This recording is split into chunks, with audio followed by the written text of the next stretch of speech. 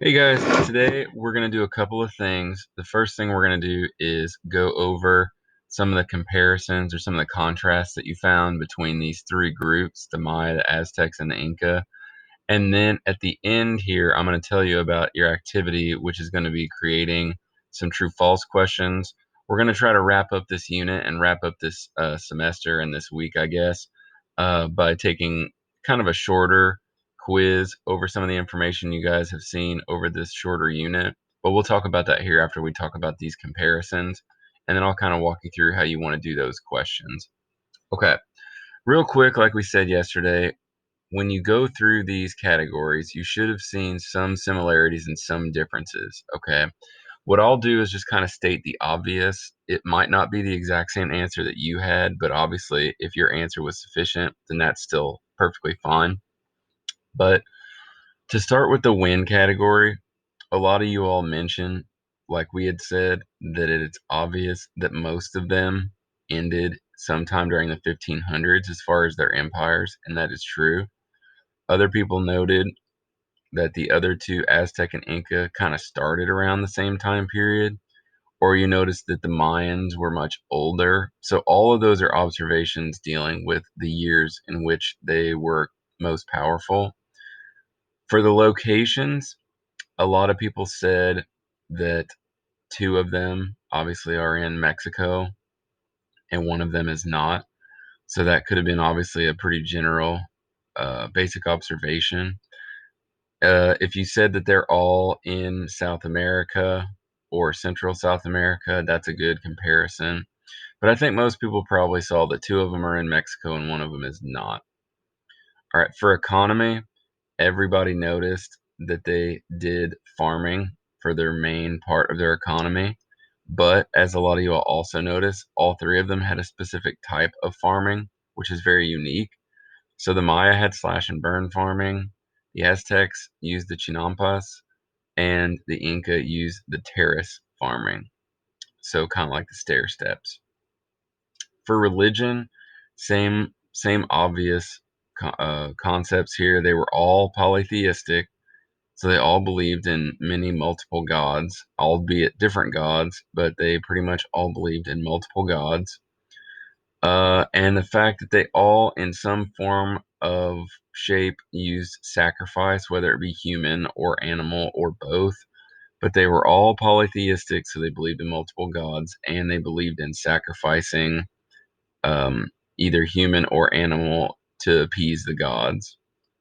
Advancements is pretty interesting, but if you look across advancements, some of you all put that their advancements had to do with technology or that some of their advancements dealt with numbers of some sort.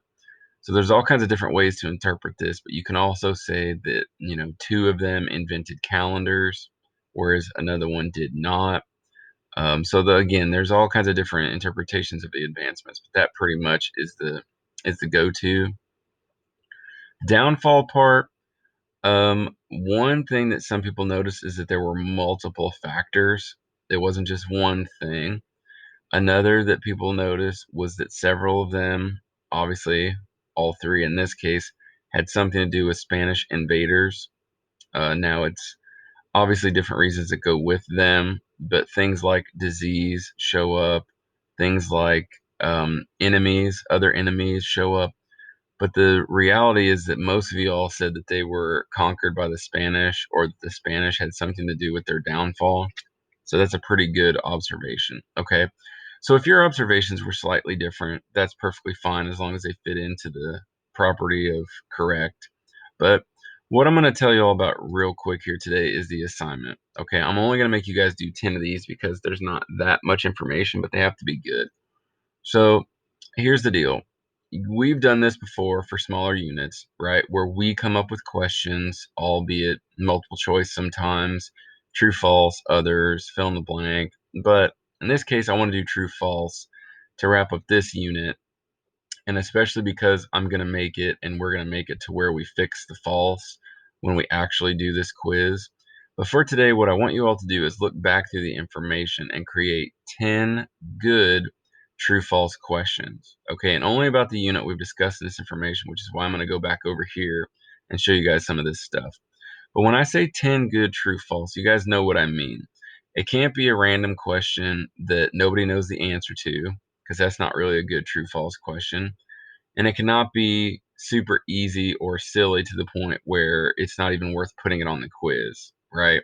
Like if you said the Aztecs' main source of food was hamburgers or something that's just totally kind of oddball.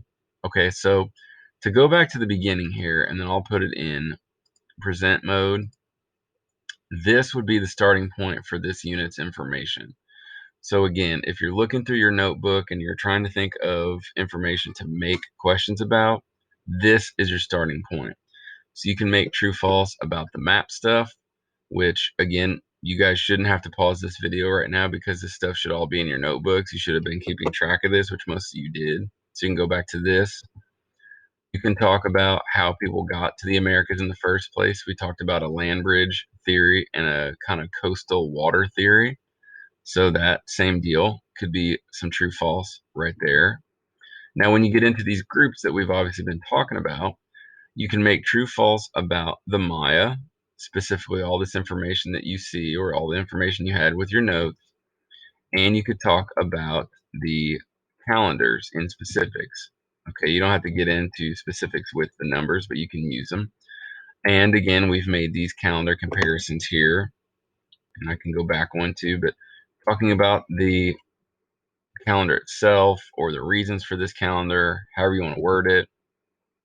And then when you guys did the calendar comparisons, okay, so you definitely have a lot of true false that could be built here, like a lot. So that would be pretty good. Same thing with Aztec, so you can take away some of the basic information from the original information notes, like the introductory notes.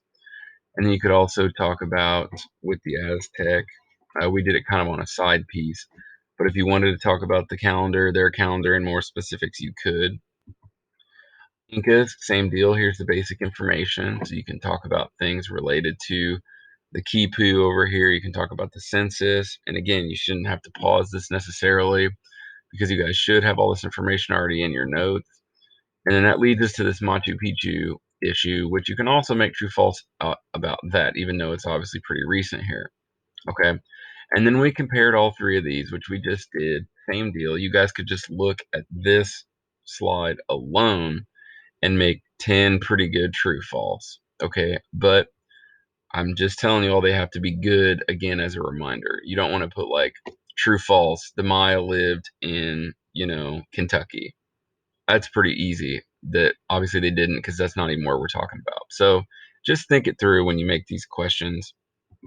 And like I said on the back part here, 10 is a pretty easy number to hit. I don't think 10 is going to be difficult for anybody to hit. But when you guys do true false in this case, if you want to circle your true or false, that's fine.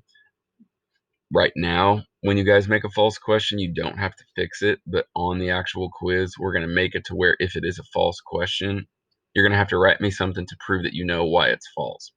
Okay, don't have to do that right now when you're making your own. You're just trying to think of 10 good ones to make for yourself.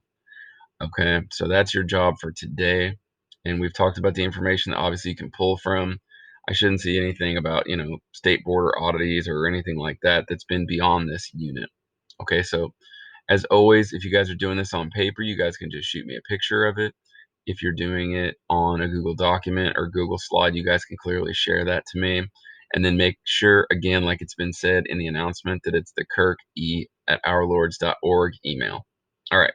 So everybody stay safe, and we'll make it through this week, hopefully. And we'll talk to you really soon. All right. Bye-bye.